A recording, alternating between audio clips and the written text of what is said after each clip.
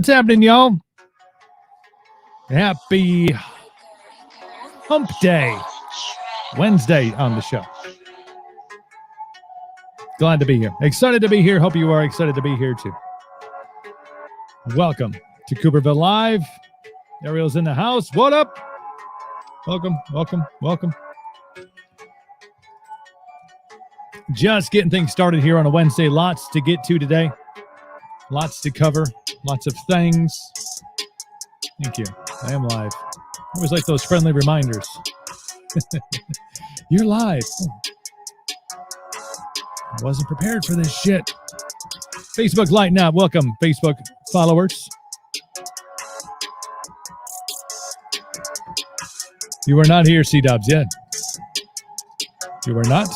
Feel like you are. Ariel, 400 subs.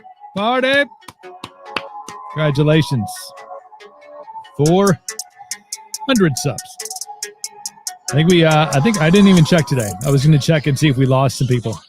I know we had made 100 yesterday, but with all of our thumbs down on yesterday's video, maybe we lost some people. Oh, no. If you are watching on Facebook Live, hello. If you're watching on YouTube, hello. Still got 100. CC Dubs, you're here. And if you're watching on Twitch, welcome. Welcome to Cooperville Live. Show where we talk about everything. Talk about it all.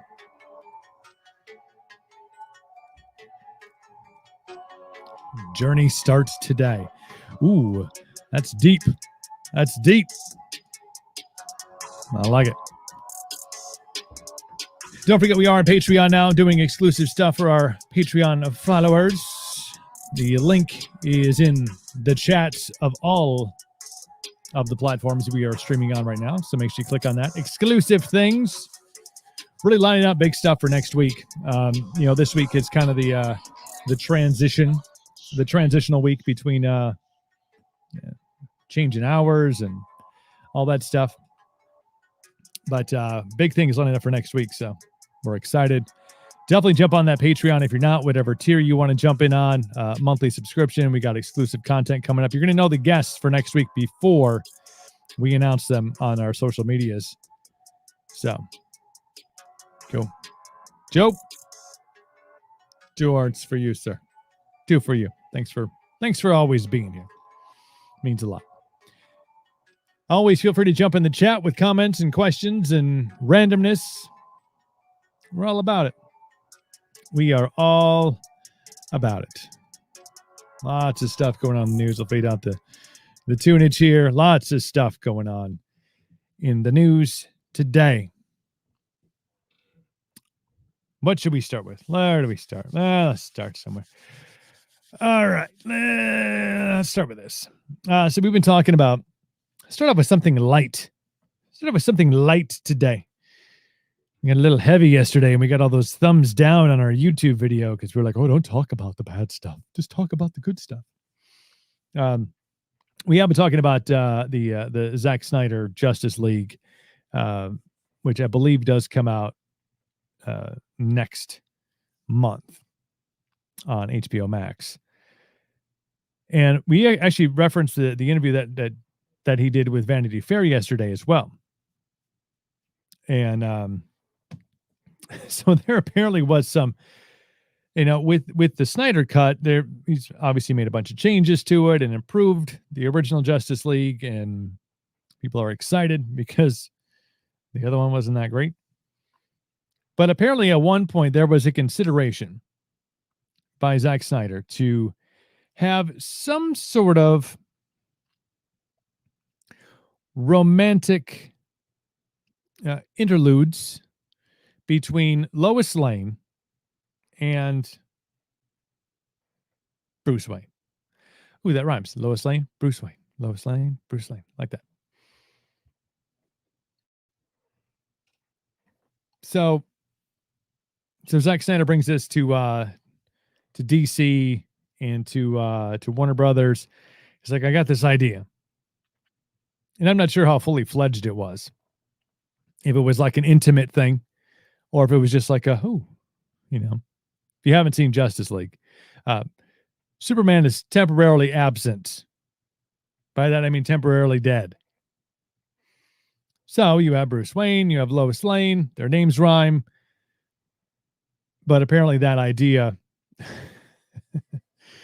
was shot down by Warner Brothers. They said there will be no romance, anything that could be misconstrued as romance between Lois Lane, who obviously is Clark Kent's gal.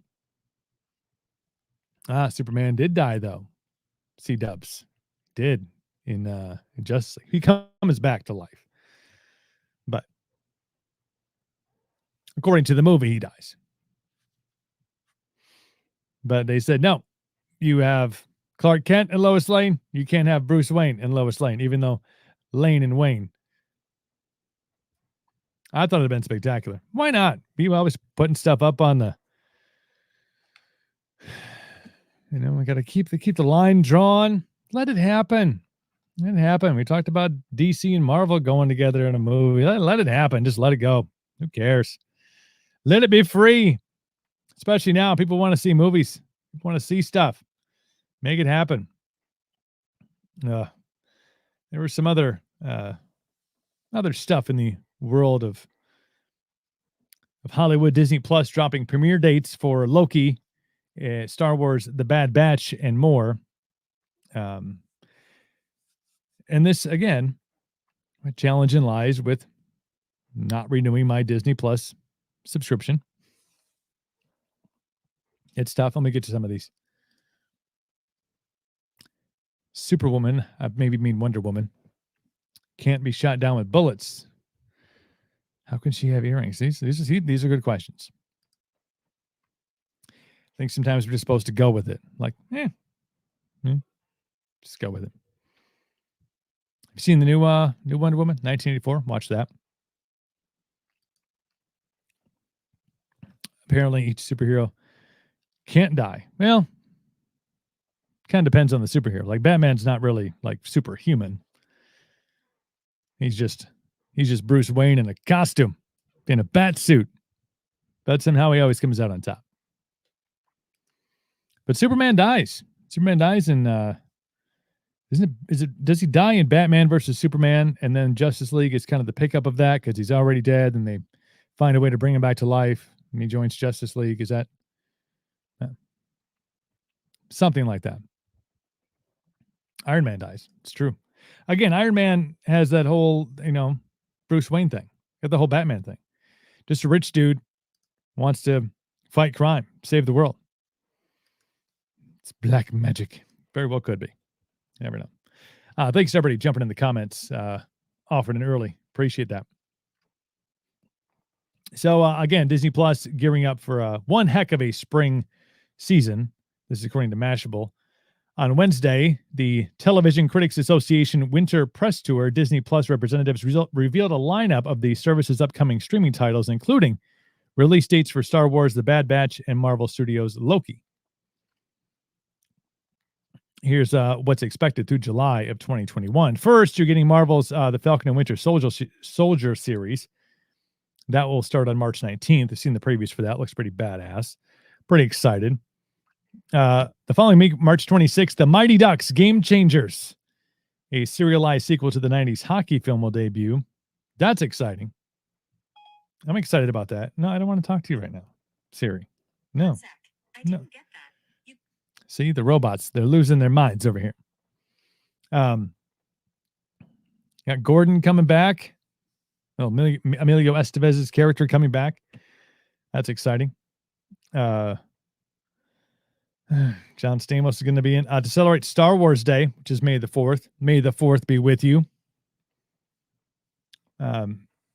Star Wars The Bad Batch will drop its first episode on Star Wars Day. Whether the series will continue to release episodes on Tuesdays or shift to Fridays, yet to be clarified.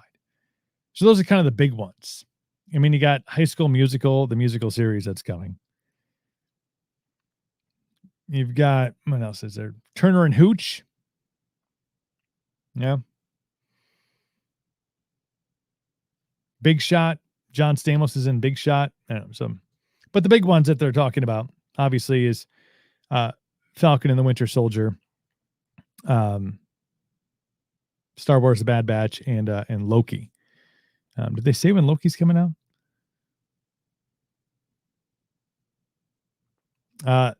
Premiere of Marvel's Loki, a spinoff series set during the Endgame timeline, where Loki got away from the Tesseract with the Tesseract. That would come out on June 11th. So, a lot of engaging stuff. It's strange to me, though, and I get it. It's all on demand, and you'll be able to watch it forever. But as far as like instantaneous viewing, and this could be like old school thinking, it's usually you don't see a whole lot of like shows premiering and stuff like that during spring and summer. It's usually fall premiere. Maybe like a winter, like the season, halfway through the season, they take a break over the holidays and they come back after the first of the year. And then, but in this new day and age where you can just stream everything on demand and watch it at your leisure, there you go. Sick, not going on online class today. Well, hang out online with us, C-dubs. Hang out online with us. We got lots to get to today. There was some more television stuff that if you're a fan of wrestling, Paul Wright has left the WWE. Paul Wright, better known as Big Show, signed a contract with AEW Wrestling. 22 years is Big Show with WWE. So he is now joining All Elite Wrestling, which is Chris Jericho's outfit. Chris Jericho, also frontman of the band Fozzy, they're pretty fantastic. Seen him live. Pretty badass. So you got a lot of guys moving over from WWE to AEW. A lot of them. Sting's over there now. Chris Jericho, as I mentioned, bunch of old WWE stars now moving over to AEW. Yeah. Well, it's a big show. Yeah. Big show. Now over at All Elite Wrestling. Apparently there's a new episode on tonight. AEW Dynamite tonight at 8 p.m. on TNT. Shameless.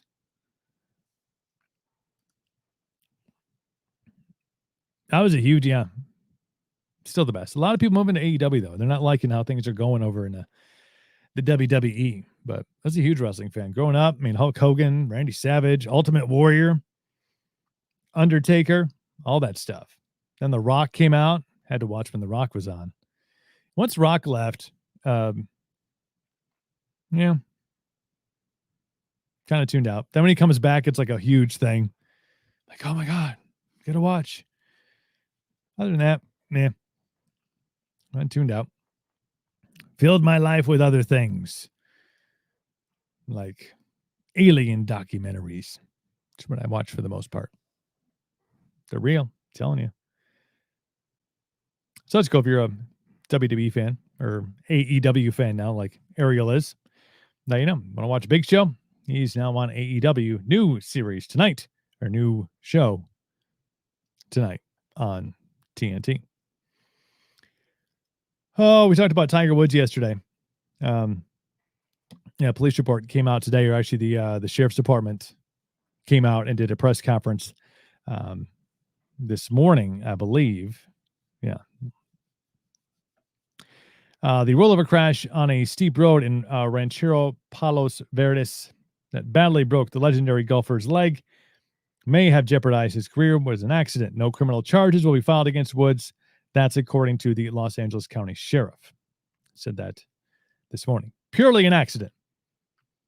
The black box from Woods' SUV will provide investigators with information about how fast he was driving when he lost control just after 7 a.m. on Tuesday morning. Villanueva, that is the Alex Villanueva, is the LA County Sheriff. He says that had previously said that Woods' vehicle was traveling at a relatively greater speed than normal when it crossed the center divider and rolled over, ending up 30 yards up a hillside.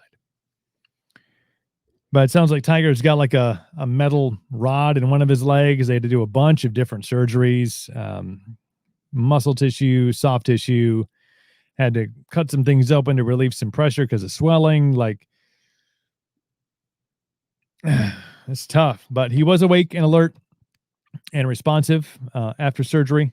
So that's a good thing. It sounded like there was another story here from Fox News that prior to Tiger's horrific car crash on Tuesday, the golfer was getting set to pass along his knowledge of the game to two NFL stars. He'd been working with Discovery Networks and was expected to tape 2 teaching lessons at the Rolling Hills Country Club. He was expected to meet with New Orleans Saints quarterback Drew Brees and Chargers up-and-coming quarterback Justin Herbert. So I think that sounds like that's where he was going. Yeah. Craziness. And there was a lot of back and forth today. I listened to, some sports talk radio. My buddy Dan Casper, who I used to work with, hosts a great show here in the area. And listening to him this morning talk about the Tiger thing. And, there was a lot of, obviously the big relief is that Tiger survived. There's the way it came out. When the story came out, everybody was like, oh my gosh, they said jaws of life, rollover crash. And you go, oh shit, like that's not good. That's bad. And, shortly a year and some change after the loss of Kobe Bryant, so the sports world was kind of at a gasp for a second. Then it came out that he was going to live, but obviously suffered some major injuries. Calcium is important. That's true. Though I think there's not enough calcium on planet Earth if you roll your car over and it crushes your legs. It will be helpful in the recovery process, though. That is for sure. Get that calcium in you, man. Vitamin D, calcium. But there was a lot of fear, obviously, that Tiger, wasn't going to make it, but, it came out that he was going to be fine. And, but a lot of people talking about, like, does he at some point make a comeback and play golf again? I think it's a major question that's out there. And I'm not sure that, dude's in his milk. Drink milk. Now I'm from Wisconsin. See, I got that. I'm rocking that right there. Yeah. Of course, it's more of a Leinenkugel's thing, which is a local brewery. But I digress. But, dude's he's in his 50s, isn't he? Isn't Tiger in his 50s? No, doesn't say. But so he's up there. Major surgeries over the course of his career, mostly back surgeries. Now you got to probably at least a year. At least a year. Probably 18 months of recovery. Then you can start contemplating the comeback thing. I just don't see it. I mean, when you're the GOAT, greatest of all time, greatest golfer of all time, inspired millions to pick up the game of golf, made golf exciting. Golf used to be really freaking boring. And not that it's like riveting, but when Tiger was on Sundays, Tiger versus the field, made golf watchable, man. Did change the game. Brought up a whole new generation of young, energetic athletes. His golf kind of always was the gentleman's game. He didn't really have to be in a extremely good shape, but all of a sudden you see these guys out there and they got their guns showing. It's, they're athletes now, full-fledged athletes, training hard to golf. Change the game. So you got a lot of accolades, got a lot of majors under your belt. You're a dad now. His dad kind of puts your questionable past behind you, moving on, doing good things. I think you hang it up, maybe you make a comeback. Maybe you play the Masters, You target the Masters, say 2023. Come out, do the thing, and then call it, man. You're like, I'm out. I'm worth $800 million. I'm going to go. I'm going to go chill. Maybe do some commentary. I don't know if commentary. Sometimes it's, as great as Tiger is, like he's aced the golf game. I mean, ice in his veins, the whole thing. But if you ever hear him do an interview, it's a little rough, man. It's a little rough. Little bit of a challenge, because I think that's because he's so focused. Like he's so focused. He doesn't have, can't really be like loose and like, yeah, no, it's cool. Like it's like just very like, we came out here, we had a plan. Plan was to win, and we won. Okay, back to you, Jim. So I don't necessarily see him doing, coming out being like a commentary guy. But hey, right off into the sunset, man. Heal up, rest, recovery, learn to walk again, all that stuff. And right off into the sunset, man. Right off into the sunset. Anybody here like Scooby-Doo? Remember Scooby-Doo? Scooby-Doo is still on television, by the way. Apparently. We'll talk about that. Scooby-Doo was my jam back in the day. Saturday morning cartoons. Scooby-Doo, where are you? It's my jam. One of my favorite cartoons. That and He-Man, all the great Saturday morning cartoons. Probably watch the Muppets once in a while. Can't do that anymore. It's offensive. Don't watch the Muppets. You'd be offended. Then again, the Swedish Chef probably could have seen that coming, but neither here nor there. Well, Scooby-Doo is apparently still on. Came out in 1969. Believe that? 1969, Scooby-Doo came out. Well, it's going to incorporate a new element into its latest episode, a guest cameo from none other than Guns N' Roses frontman Axl Rose. Welcome to the jungle.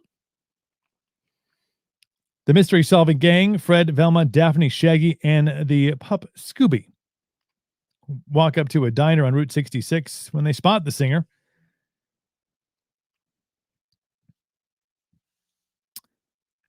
Spotting the GNR frontman, Velma exclaims, "Jinkies!"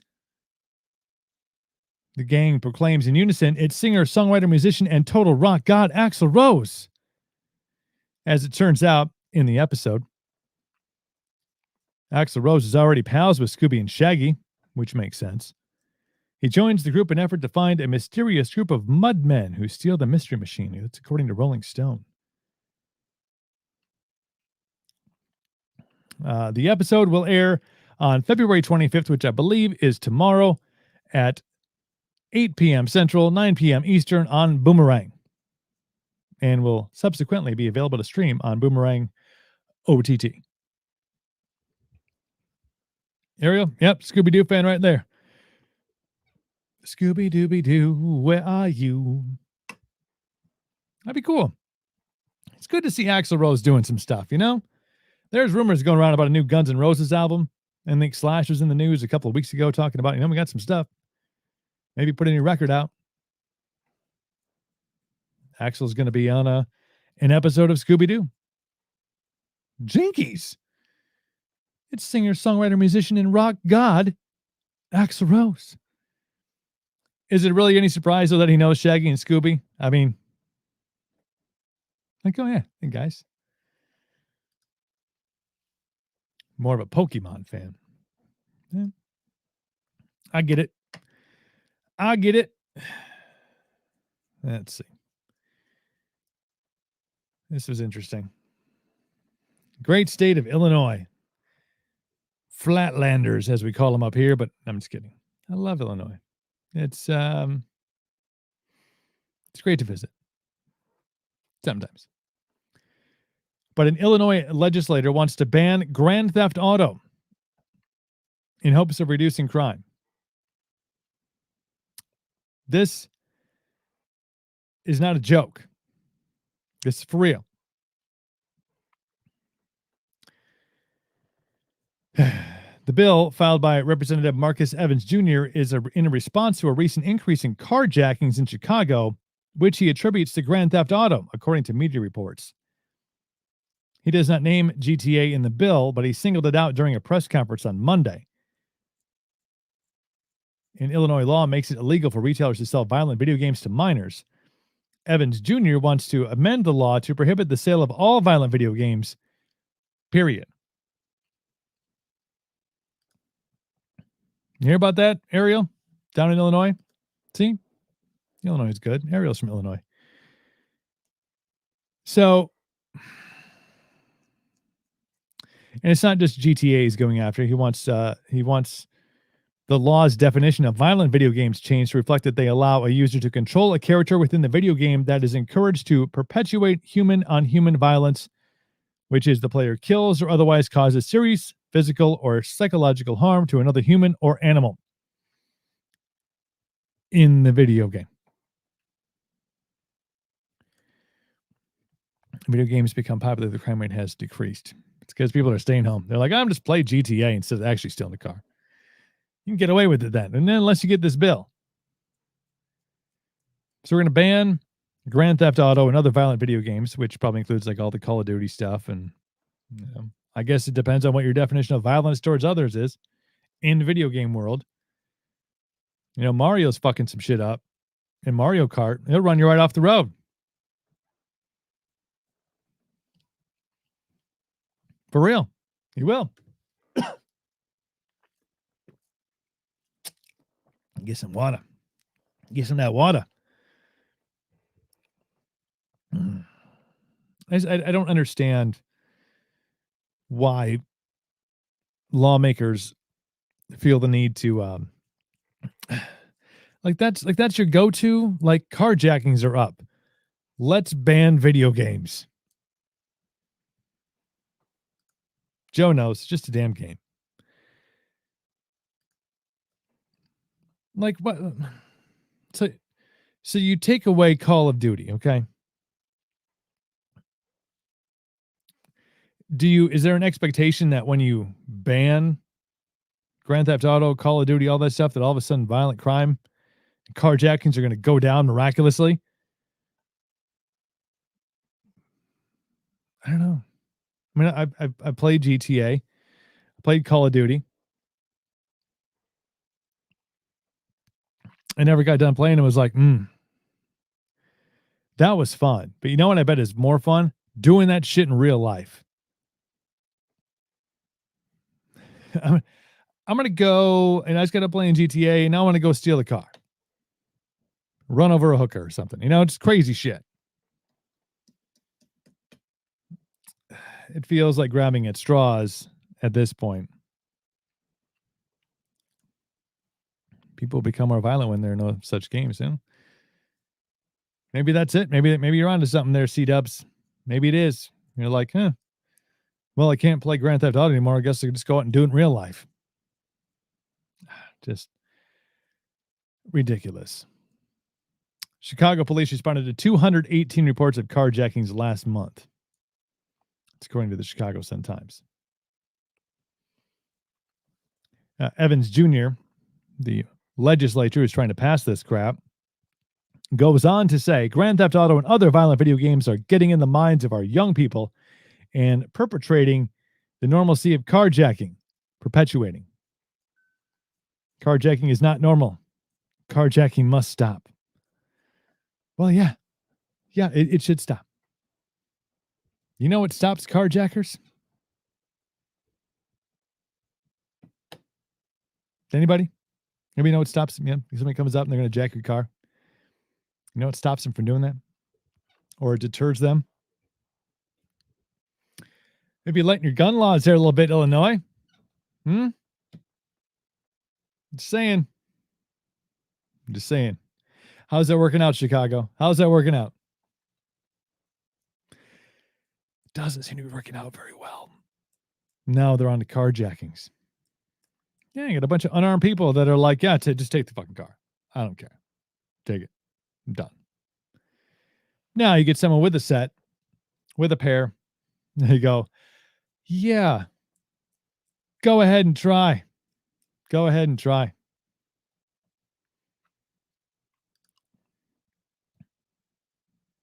That's right, Joe. Maybe parents should do a better job and teach their kids right from wrong. I agree. Like, don't steal fucking cars. Video games are all right. Realize they're not real. You know? Like cartoons are not real. Video games not real. You're playing a game. It's a fantasy world. Do what you want. Do you want, man? Let it out. Let it out. But here we are. Here we are. All the shit that's going on in the world. And this guy is like, I have an idea. Let's ban Grand Theft Auto.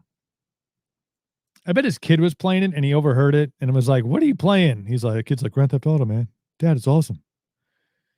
Not in my house.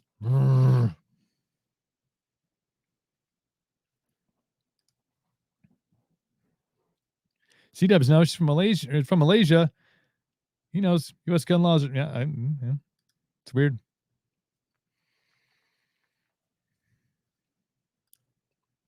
They should ban Pokemon because Pokemon is a game based on kidnapping an animal. Yeah, don't kidnap animals. Don't steal animals. That's also bad. Goes back to Joe's point. Teach the kids, man. Teach them to be better. Don't ban Grand Theft Auto. They still making GTA? I thought they kind of ran its course a little bit.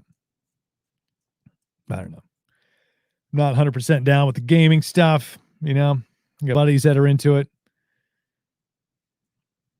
But who knows?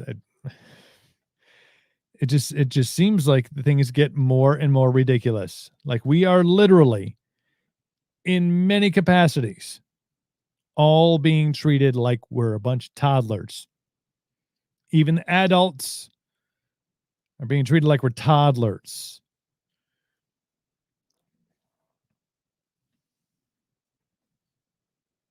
Can't play video games now.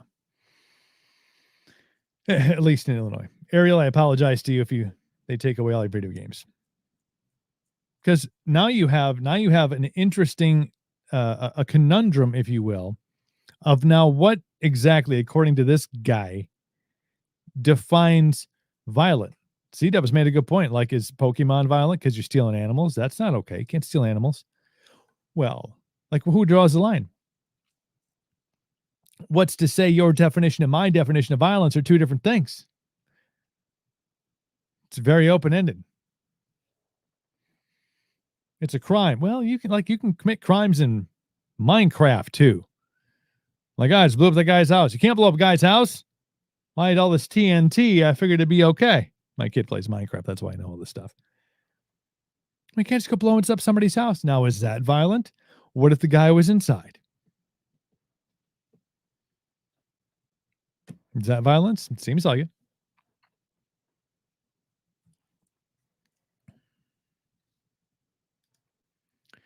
At least I have my one violence game. Ninja Gaiden 3, Razor Edge. Sounds dangerous. Be careful. That could be considered violent. They come after that too. Because that's what it was. Like Grand Theft Auto was the one he brought up because and related it to the carjacking numbers. But he's like all violent video games. And that's what I'm saying is like, what is the definition of violence? Because you could have violence in a game that's okay for kids. When the line gets blurry, that's when you need to start worrying. Like, yeah, no, what? And what do? They come to your house? They come to your house and check your games?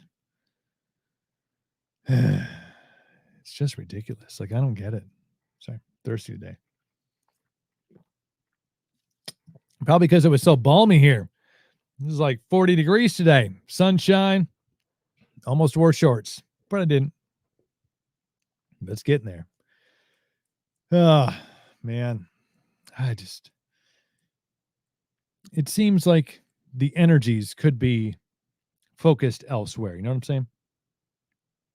Like, are we still stuck in violent video games? It's like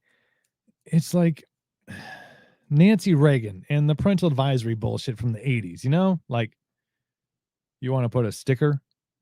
You want to put a sticker on the music because it offends you, Nancy Reagan? You're like 150 years old. They didn't play it on the Titanic. I don't want to hear it, she says. She didn't actually say that. That's not a quote. Don't clip the audio and be like, what? Nancy Reagan never said that. Put it on a sticker on it. And there was Tipper Gore. Remember that old Tipper Gore thing? She was going to take down Eminem. Like, no, you ain't. You ain't taking down Eminem. You're making him more popular. Congratulations. You've done your job. Like, dude, does this guy have that much free time? There's not enough other things to worry about in the great state of Illinois that we're like, yeah, ban video games. That's a good idea. That's a good plan. Yeah.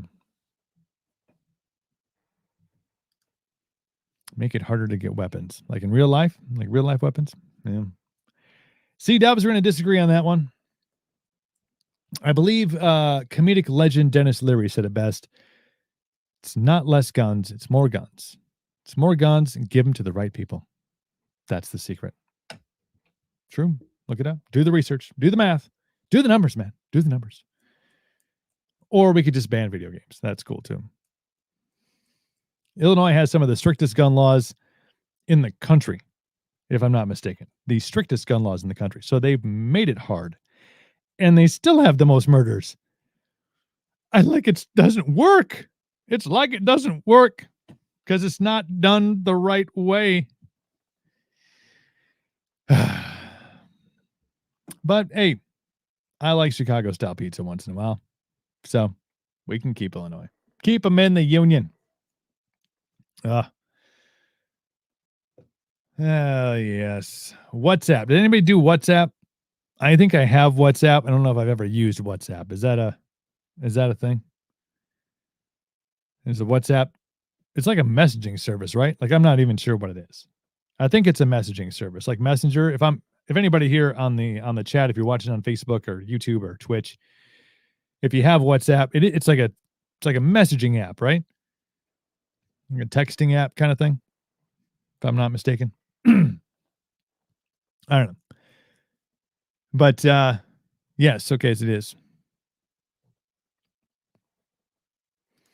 Back to if Illinois gets worse, probably have to move, which I'd hate to do. Hey, Wisconsin's great. We got all the fun stuff.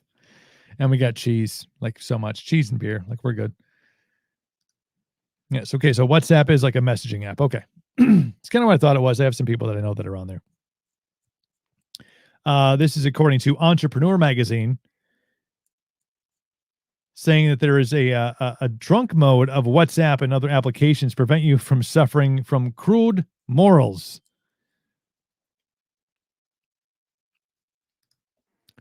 Messaging app works off Wi-Fi. Good for international. Okay. Thanks, Nicole. Appreciate it. Thanks for watching. Appreciate you. So there's apparently a drunk mode now. There's a drunk mode on WhatsApp. Here's the story again, according to Entrepreneur Magazine.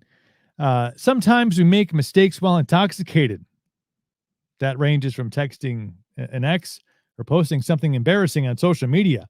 However, with the drunk mode feature, that could end.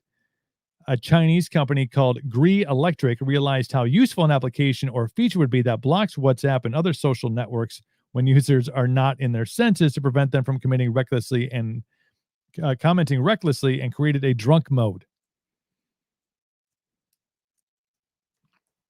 In the same style as your friends hold your cell phone, the application will be able to block or delay messages, calls, and other publications for a period of 12 hours while it's active. The user would have the ability to customize the application and what they want to lock up while drinking. They're also able to set up verification parameters to show that they are sober enough to use their social media again.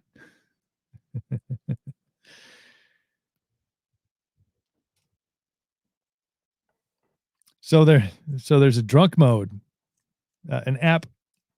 It must like work in coordination with like WhatsApp. So you download this app and You can set it like, yeah, we're going out tonight. I don't want to post anything stupid on social media or barely get on WhatsApp.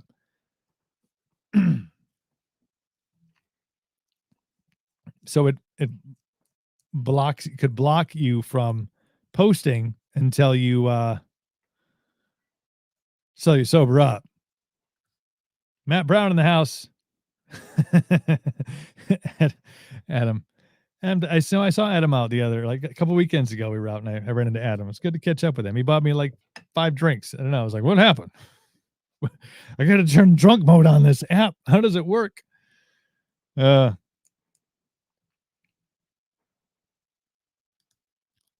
Chinese company making apps is quite shady. Yeah.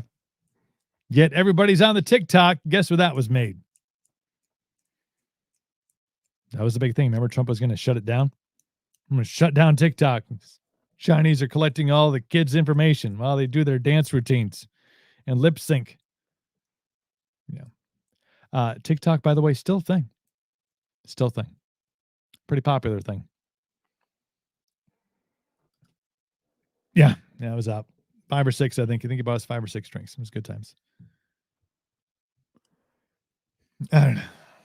I mean, I get being cautious of an app made in China, but again, like TikTok, it's still like the biggest thing. You know, it's like not the biggest. I'm not on it, but all the celebs are doing it.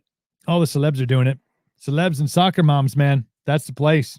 And kids, those three groups: celebrities, moms, and kids. Running the TikTok. Yeah, I don't use TikTok either. No. I ain't got that kind of time or dance moves, man. Emily, I keep my dance moves private. Nobody needs to see that shit. Lots more to get to. I want to talk more about Perseverance, hanging out on Mars, some of the cool things, some of the cool hidden messages that NASA put in. Really creative stuff that we'll talk about. And there was one more really big story that I wanted to get to. You're supposed to stop taking selfies with gorillas. Take note, please. And how you can earn $1,000 by watching James Bond movies. I'm saying I'd make the time for it. I'd make the time. Going to take a short break. We'll be back in 5 minutes, and we'll talk all that and more. Thank you for watching Cooperville Live.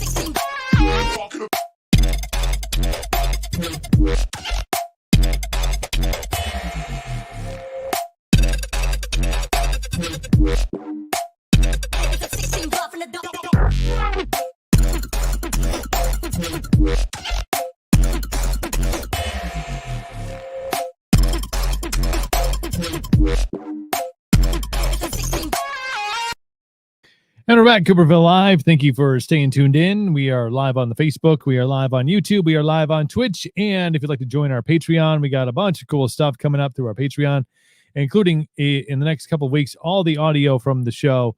So if you miss it, you want to listen to it in podcast form, will exclusively be available to our Patreon followers. So jump on board, doing a bunch of cool stuff. You'll also find out who's coming on the show as we get back into chatting with guests here in the next week.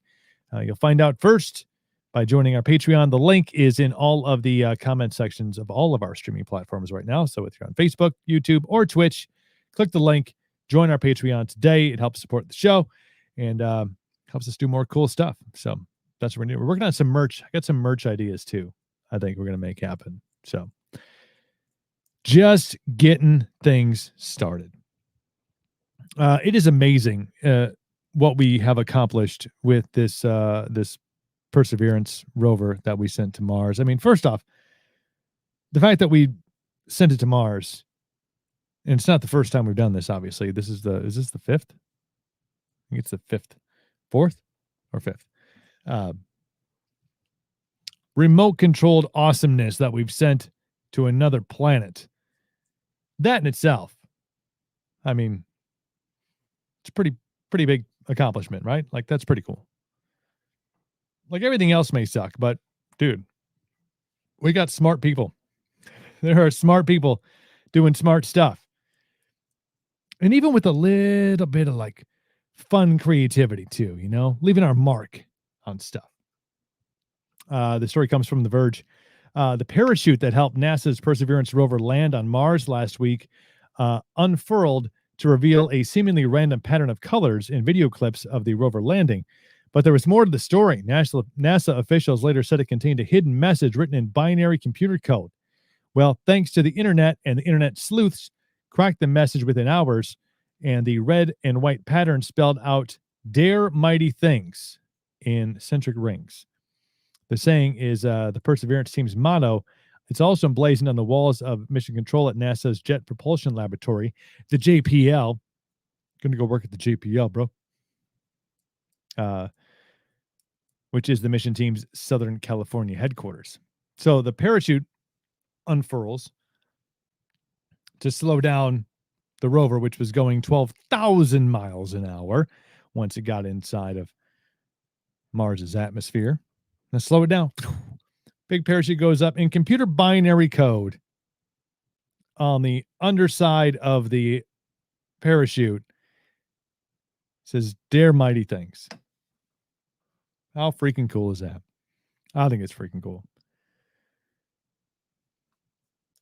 The parachute's outer ring appears to translate to the coordinates for the Jet Propulsion Laboratory. Alan Chen, the entry, descent, and landing lead for Perseverance, dared the public to figure out the message during a press conference on Monday, saying, in addition to enabling incredible science, we hope our efforts in engineering can inspire others. Sometimes we leave messages in our work for others to find for that purpose. So we invite you all to give it a shot and show your work. And then somebody deciphered it. Dare mighty things, and on the outside, the coordinates of the JPL down in Southern California. So I just think it's super cool. I mean, of all just the crap that we have to deal with on a daily basis, the fact that we still have these genius people coming together, working together, and figuring out, how do we get this thing to Mars? Like science fiction stuff. They're like, yeah, we can do that. You know, we need to add helicopter. Yeah, helicopter. 3D camera. They released some audio. They released some audio of the winds of Mars. And now, granted, it just sounds like if you have a microphone, you put it in the wind here. But it's the wind of Mars. Like, it's so tough to sink in past the cerebral cortex. You're like, huh? Yeah. Even the guy who was giving the press conference was like, close your eyes and imagine that you're sitting on the surface of Mars. It's like, that's the winds of Mars. You're like, what? What? Holy shit. That's crazy, right? Like, it's crazy. And we kind of like brush it off like, yeah, it's fine. I got to go to work. We're landing shit on Mars and taking soil samples and rock samples, and they're finding all these weird cliffs and giant holes. And like, what's in the hole? Like, we don't know. We're like, yeah, that's cool, but like, let's cancel somebody else. Let's go talk shit on the internet. That'd be fun today. Let's get mad at Tom Brady. That sounds like a good plan. Let's make fun of Aaron Rodgers' fiance. That sounds like fun. She hasn't been in anything good. What have you been in? Sorry, a little sidetrack there. But amongst all the crap, all the day-to-day crap, there is another rover on Mars with a helicopter taking better pictures than any iPhone. Like, legit. Have you seen that 360? The 360 that it took of the stars. I posted it. If you follow me on Facebook, go to the Welcome to Cooperville page. It's probably a couple of stories down, but you're like, holy shit. You want to feel small. And if you live in like a rural area, or you can get out of town and get away from some of the, the city lights and stuff, and you can see like a crystal clear sky at night, it's really cool. I mean, you can see some really cool stuff. I know there's certain places on the globe you can go where there's no man-made light. And it's like, oh my God, it's the freaking Milky Way. You can see it like right there. On Mars, there is no man-made light. There's probably like the rover's probably got like a couple of them, a couple of headlights. It is just awe-inspiring. And if you look at that picture and you don't feel like that big, like, oh my gosh, like, I'm really not that important in the cosmos. In the cosmos of the perspective is what it gives you. And we sent shit up there. Super. We like we take it like we did it. It's like as a Packer fan, like, well, here's what we were thinking when we ran that play. Here's what I think we should do during the offseason. The proverbial we. Really smart people at NASA and really smart people at SpaceX are doing just amazing things. Meanwhile, we're like, ban Grand Theft Auto. We're mad at it, mad at the world. That's why we give those people, that's why we give those people the good jobs, right? What do you want to do? I want to send something to Mars. I want to send something to Mars, do you? You can pass go. What do you want to do? I want to yell at people for not wearing masks. You do not get to send people into space. You do not get to send rocket ships into space. You are too petty. You need to settle down. Smart people, go send people to space. That would be great. There was another story of perseverance. It's tweeting.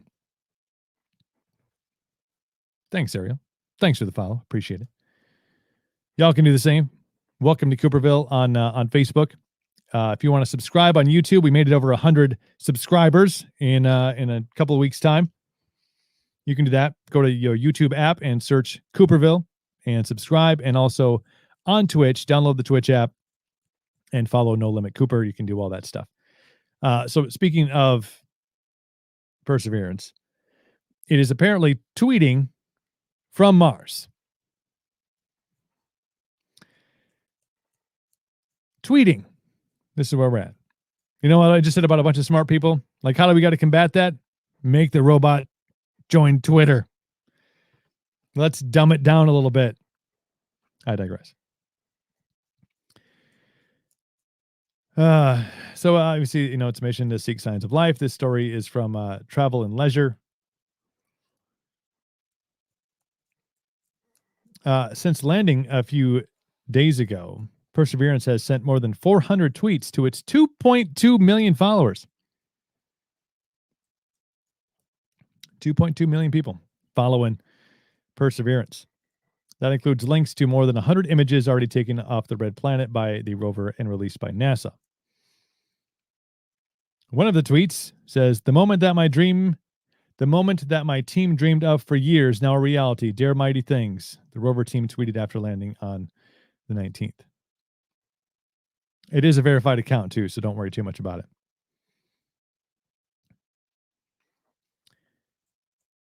And then the rover tweeted, hello world, my first look at my forever home. And that was the black and white image, the first image that came from Perseverance. Perseverance also tweets, I love rocks. Look at these right next to my wheel. Are they volcanic or sedimentary? Sedimentary. I haven't gone to school in a very long time. Sedimentary. What story did they tell? Can't wait to find out. The team shared the color images shortly after. So not only do we have the Perseverance rover, helicopter, super high def camera, microphones, it also tweets. I mean, if that wasn't made for 2021, I don't know what was. Yeah. Cool stuff, though. Cool stuff.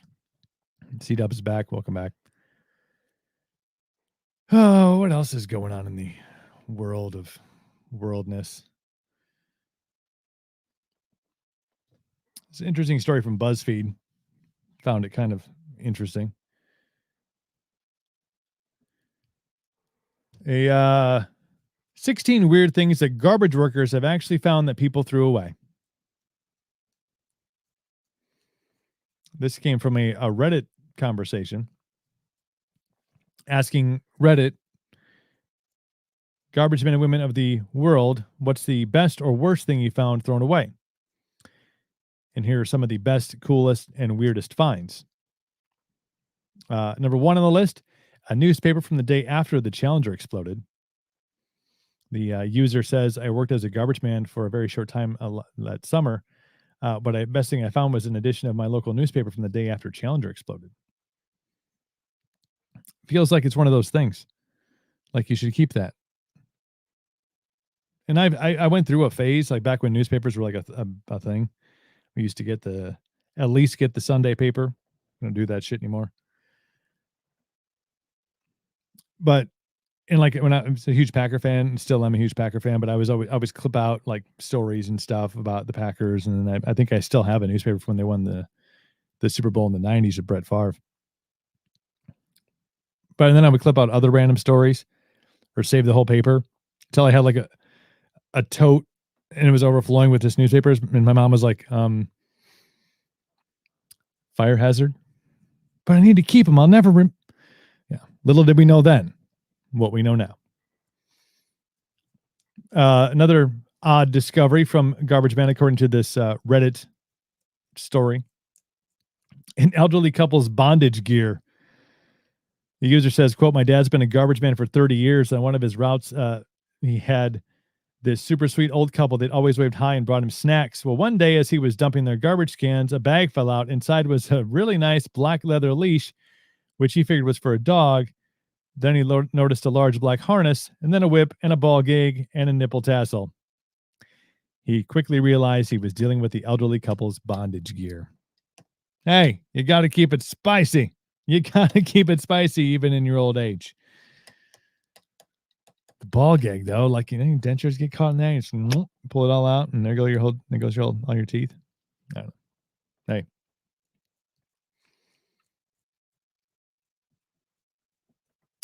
Hey. Another garbage individual found James Franco's poetry. User says, quote, James Franco's handwritten poetry. He was getting his MFA at my school where I did a work study on the garbage can recycling crew. A lot of great hilarious finds, but that was the most memorable. James Franco's poetry. That's kind of dumb. I cleaned out an apartment one summer in college. Students notorious for leaving lots of valuables behind. The most outlandish item I came across is a brand new BMW they left abandoned in a complex parking lot. That's wealthy people problems. Like, where's your BMW? Like, where's your car? I just left it. Fuck it. I had to go. I was busy. Another person found a duffel bag with 10 grand in it. A lady became super upset because earlier she threw out a duffel bag. What she didn't know was her boyfriend kept cash in it, over $10,000 in cash. Oops. Never found the bag. So that must be somebody that threw something away. Not a garbage person. Another user says, my grandfather used to work for the city garbage and would repair a lot of the trucks, including garbage trucks. Once he found a jewelry box he had that had cheap jewelry in it, but he noticed there was a loose stone that looked like a diamond, so he kept it. 20 years later, he finally took it to a jewelry store to see if it was real, and it was worth $3 grand. He made it into a new wedding ring for my grandma. Oh. Okay, some of these are getting kind of... Mr. and Mrs. Smith. Remember that movie, Mr. and Mrs. Smith? Was that Brad Pitt and Angelina Jolie? Cardboard cutouts. Found cardboard cutouts of Mr. and Mrs. Smith movie releases. When the movie came out in theaters, I put Mr. Smith on one side of the truck and Mrs. Smith on the other side. Got a few fun honks going down the road with Brad and Angelina on the back of the trash truck. Hey, people throw away shit. An urn filled with someone's ashes.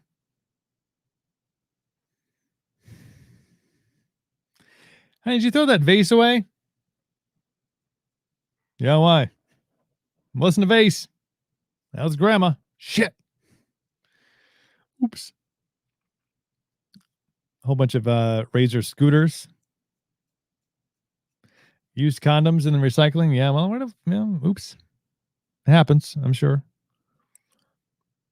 One man found a 1944 Mills hand grenade that someone had thrown out. It seems like there should be better options than that. Like, fuck it. Just throw it in the garbage. Let somebody else deal with that shit.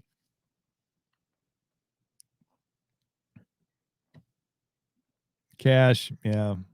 An original Mac computer.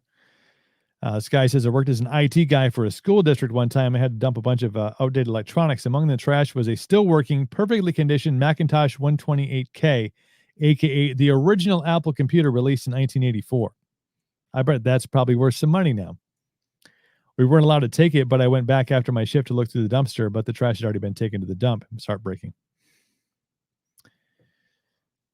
The first Apple computer, 1984. Yeah. They don't make them like that anymore. Yeah.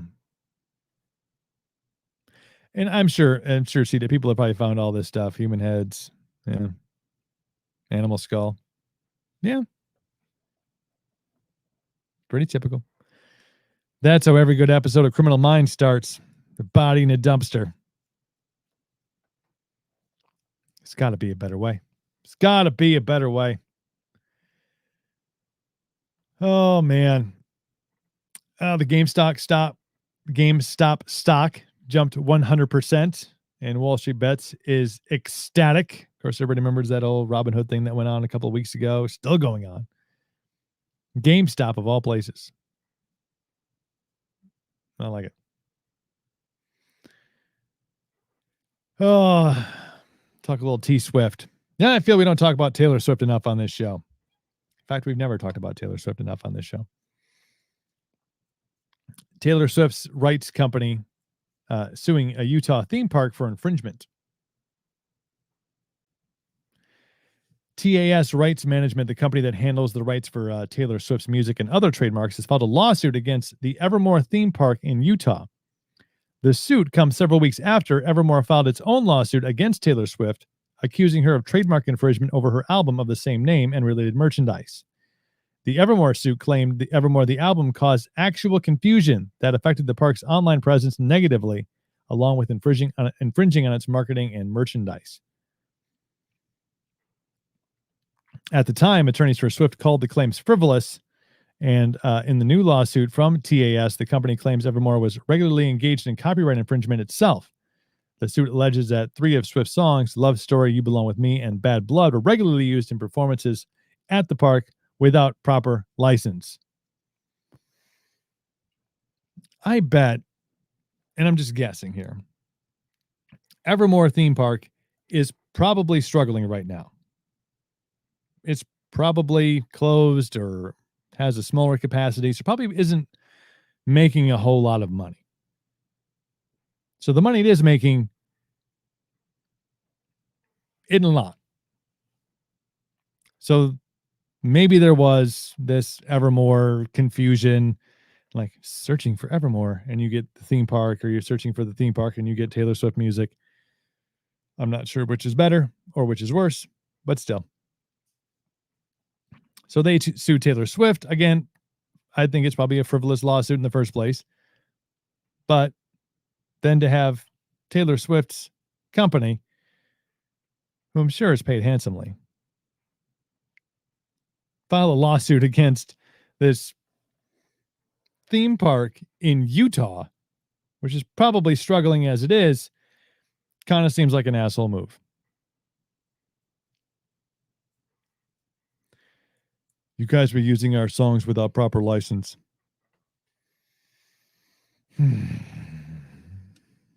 Okay.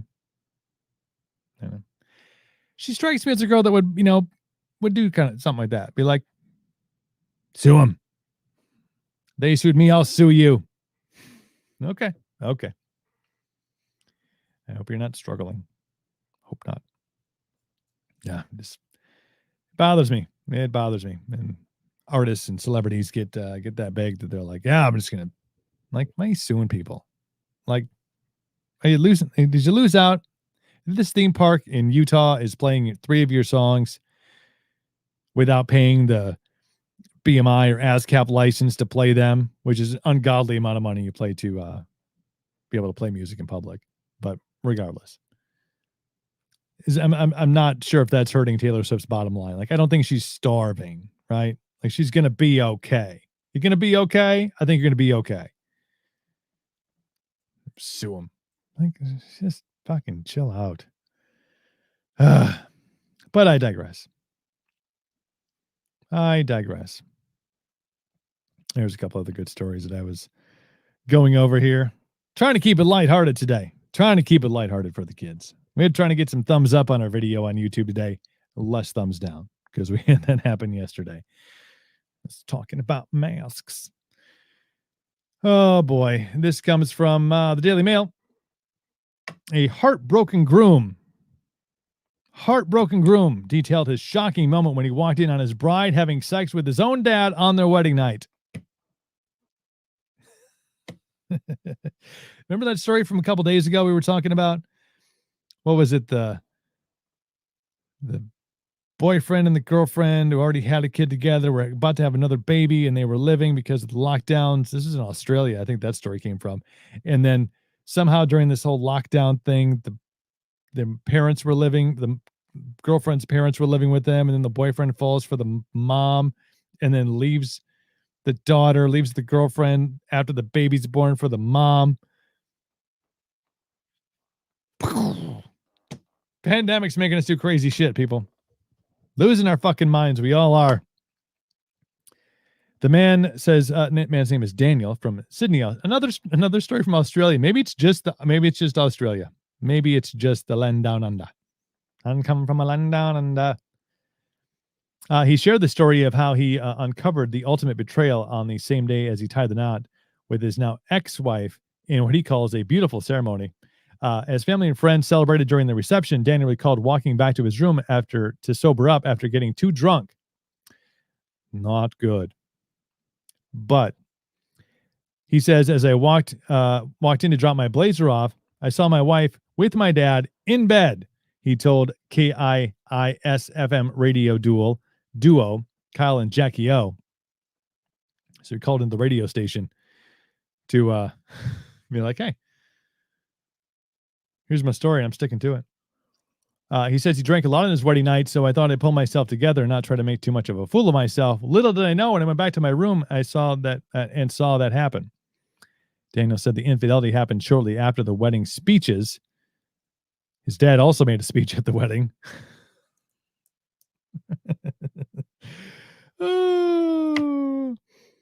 When he asked how he lost track of his bride, Daniel said he got too effed up from drinking with family and friends. He didn't know what was going on throughout the reception. Clearly traumatized, Daniel said he was lost for words when he saw his own dad with his future wife in bed together. After he saw what happened, he said, I obviously couldn't go and face everyone outside, so I sent my best man out to send everyone home. Daniel had suspected his wife was having an ongoing affair with his dad leading up to their wedding day. Apparently it happened a few times, but he caught them red-handed on their wedding night.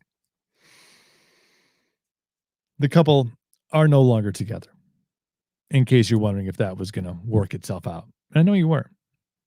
You were concerned. Did he forgive her?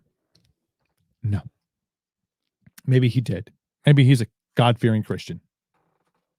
He forgave her. But that's hard to forget. Like, oh, my dad's been here. Apparently also hasn't spoken to his dad since. So, yeah. What you got here, Ariel? What are your thoughts on House Democrats to cancel Fox News, Newsmax, and OANN as a destabilizing threat to America? I read this story, and I've listened to several podcasts on that. So to kind of break it down the best I can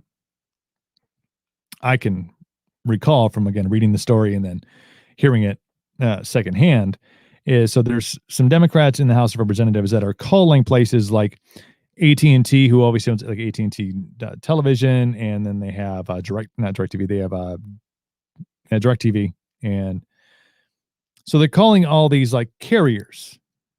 You know, for us, like I don't have cable, but so you have like Hulu, right, or Spectrum or Time Warner. So they're calling all these people.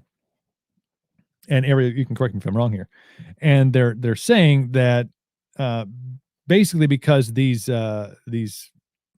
entities are allowing channels like Fox News, Newsmax, and OANN to continue to broadcast, even though, according to the Democrats, they have said they have had falsehoods and disinformation and misinformation, which is a very slippery slope there. Misinformation and disinformation are not the same thing, but they like to throw it all in there. So you're like, well, was it miss or dis? I don't know. And so they're calling all these cable outlets and TV providers and saying, what are you going to do? How are you allowing these networks to still be broadcast to the American public while they are sending out false information?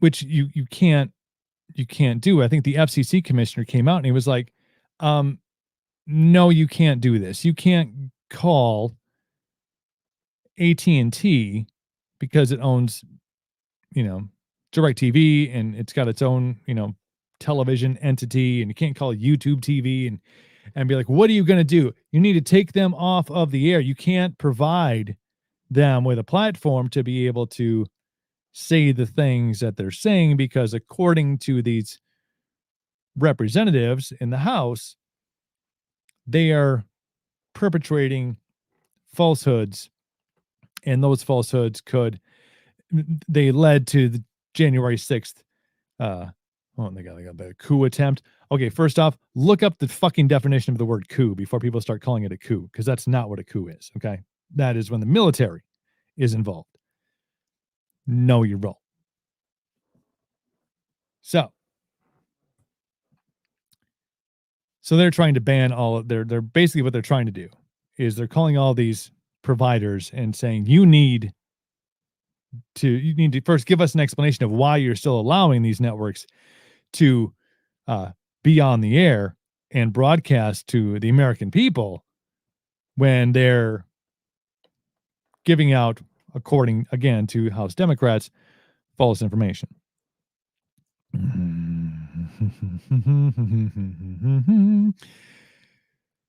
We were going to try to keep it light and fluffy on the show today, but we've got to stop. You can't, and I know people are just so hard right or hard left on things. You can't fucking do this. You can't only have one narrative. You can't have just one, because mainstream media, and I would say Fox News is mainstream media, but obviously they're a part of what's being called out here. It's all the same story, right? You're only hearing like the CNN and the NBCs and the ABCs and the CBS, like it's all the same, right? Like it's all the same. It's all basically liberal leaning content, especially in their news programming. Their hosts. It's one side. So according to the House Democrats, they want to silence the other side. I mean, that's black and white. That's to cut it down the middle, to cut all the crap and cut all the what are you going to do about it bullshit. That's trying to silence one side, which is beyond illegal. It goes against freedom of speech. It goes against freedom of the press. I don't, propaganda. You have to be able to have more than one narrative. If only one person is telling you what they are saying is factual, and you don't get to hear another side of an argument,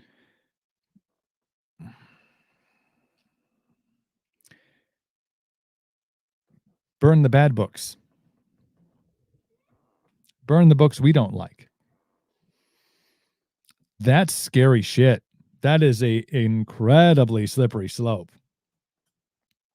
like I said, I know the FCC chairman came up and said, you can't do this. You can't you legally can't pass legislation that would make that happen.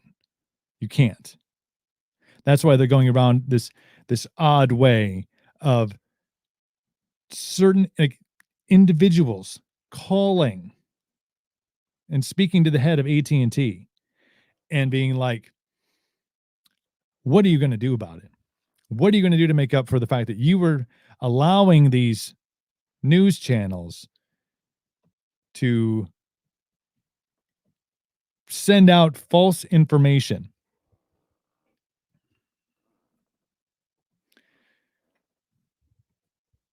According to, and they gave like these weird examples, on OANN, they said this particular thing about January 6th. Or at one point, Fox News was saying these things about the election, and they turned out to be false.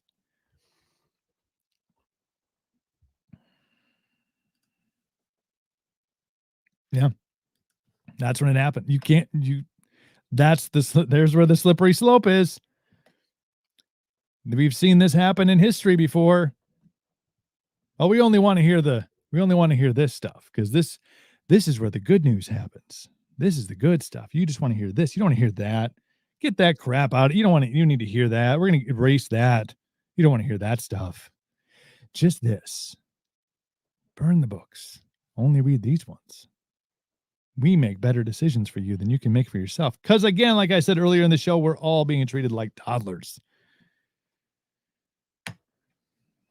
We're going to ban Grand Theft Auto, and we're going to take away Fox News and Newsmax and OANN.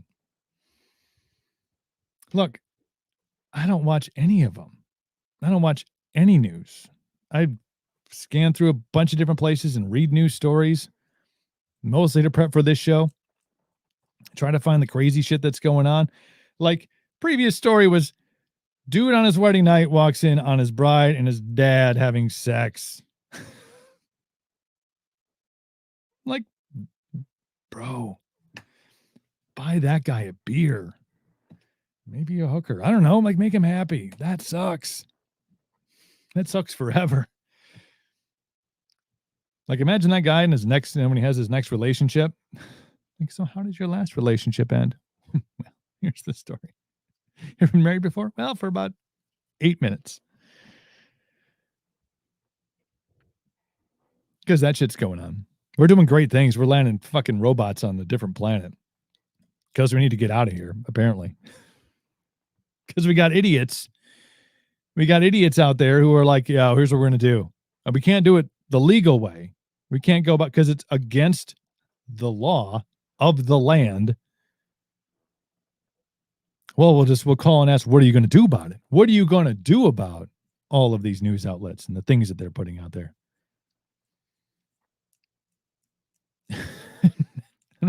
Like, I wanted to be the guy at AT&T and be like, who is this again? What? Bitch, I own AT&T. You're going to tell me what to do? Joe Republic, you're not going to tell me what to do.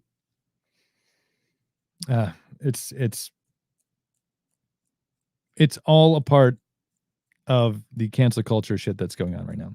It really is. We don't like what somebody's saying, so we cancel them. And we don't ask questions. I actually got a chance to listen to Gina Carano do an interview with Ben Shapiro, and people have widely differing opinions on Ben Shapiro. I wanted to hear what he had to say. And when he's talking to Gina Carano, Daily Wire picked her up after she was let go by Lucasfilm. Said, hey, come over here. We're going to make a movie. You're going to produce it. You're going to star in it. We're going to do great things. After they tried to cancel her. So I wanted to hear what she had to say. And I mean, which was great because usually you just don't get to hear the story. They're just like, fuck you, you're canceled. Get out. Banned from all of your social medias. And that's what the whole argument is. To sidetrack it a little bit, that's the whole argument that Congress is trying to pass. Like, this has become, like, social media has become a platform for people to have conversation. If you take them out of the conversation, you are silencing them, whether you are a big independently owned corporation or not. But we see how that's going. It's not going anywhere, is it? Nope. But the great thing is it being able to hear her tell her story. Like, yeah, I have these beliefs. The things I posted were not this. I love everybody. Yet the mob said, fire Gina Carano, and Disney Plus caved. It's the same thing. It's all part of the same shit. Cancel culture. Don't let people say what they want to say. I have wild views on things. I see both ends, and I'm like, I kind of lean this way, or something. I'm like staunch in this and not in the. I don't fall in any particular category. I never watched the news. It's all a joke. Yeah. No, neither. I'm out, man. Don't pay. And I'll read stuff. I read the stuff. Editorials. Yeah. See, find what makes you happy. I like to have some, I listen to a lot of podcasts, a ton of them, and from all different people, from all different walks of life, all different political arenas. Some not even all political. Some are just fun and interesting, and listen to motivational people. Like, I went running this morning, and I listened to a podcast from September that Joe Rogan did with Cameron Haynes, because it's just like, it's inspiring, So I listen to stuff like that. But I do, to be up on the knowledge of the world, I do pay attention to kind of what's going on, and always check to see if there's new aliens things going on. Any more aliens? Come on. Let's all get along. There's aliens coming. The overlords are coming. Time to collect the check. But no, it's a scary time. It's a scary time to know that at any point, any person can be completely excommunicado from talking, and not like in their inner circles. I mean, this isn't Russia. Like, we just don't knock people off. I do not like what he said. You take him out, okay? Yes, Vladimir, as you wish. You just take them off of their ability to freely speak. Land of the free. Yeah, unless we don't like what you have to say. It's crazy. Crazy that's it's even a thing. It is. Trying to shut down one perspective, one storyline. Because it's like, I think what people don't understand is, today maybe it's somebody that you don't agree with. Somebody you don't like, a news channel that you don't like. Fuck those guys, man. I don't like them. They say mean things and hurt my feelings. That's today. Tomorrow they're going to shut down somebody that you do like and whose opinions you do value and they do matter. That's the whole argument. Nobody's putting, people are, but I'm not putting my foot in the sand to say, well, it's because it's Gina Carano or because it's Fox News. That's not it. It's today it's them. Tomorrow it's somebody that, well, I thought they were the good ones. Hell no, we're just going to shut them down too. That's the point. You can't just shut down one view, one vantage point. You got to have multiple. Dialogue, conversation. That's the whole name of the game. That's the name of the game. Is that Fatboy Slim? That's Fatboy Slim. That's the name of the game. I'll have to listen to that after the show. I'd play it, but they would shut down the feed. They'd be like, you can't play copyrighted music. Sorry. I'll play some Taylor Swift. Maybe she'll sue me. Doubt it. I doubt it. Not at this point. All right. Well, again, we just need to, we just need to have open dialogue an open conversation. And right now, not many people are willing to have that. Therein lies the problem. So we want to skip the conversation, and we just want that person to shut up, and the other side wants that person to shut up. We're just telling everybody to shut up. Just shut up. You shut up, and you shut up, and I don't want to hear you anymore, and cancel you, and everybody's canceled. And meanwhile, the Mars Perseverance is like, thank God I'm out of there. Oh, it sucked. So nice. It's so great here in Mars, because you know what? There's nobody here. Look at the stars. Oh, it's tranquil. I digress. Thank you all for cranking us up today and watching this episode of Cooperville Live. Back again tomorrow doing the damn thing. Lining up guests again for next week. This week we're kind of just going to talk shit and, see if we can't get in trouble. For all of you who are watching, thank you for whatever platform you're watching on. If you're watching on one platform, I encourage you to like the other ones. Facebook, go like us on YouTube, search Cooperville. If you're on YouTube and you want to watch us on Twitch, search No Limit Cooper on Twitch, and welcome to Cooperville on the Facebook page. So it's been a wild day. And New Jersey legalized marijuana, which is fucked up because I thought weed was legal in Jersey anyway. Like, did you watch Jersey Shore? I mean, I didn't, but I thought it was pretty clear that shit was legal. I don't know. Congratulations to New Jersey. Go fix your potholes. Potholes. Yeah, that's kind of funny. No? All right. Anyway, we just threw the link up to our Patreon. If you want to join the revolution and keep us going, keep us rolling, keep us on the streams, you can do that with our Patreon. Exclusive content. Again, all the audio from the show is going to be going onto our Patreon page. You have to, be a member at some tier. And we're just going to keep feeding content into that. But we'll still have the live stream here on Facebook, on YouTube, and on Twitch. That is until they pull us after me talking so much shit. And then another one bites the dust. Nah, kidding. I ain't going out like that. Hell no. Thank you all for cracking this up. Thank you, C-Dubs. Thanks, Ariel. Got the thumbs up like that. Joe, we're throwing thumbs and we're throwing horns. We're doing all the things. I love it. Tomorrow, 5 p.m. Central, join us here on a live stream with Cooperville Live. I appreciate you. Take care of yourselves. Take care of one another. Can't we all just get along? I hope so.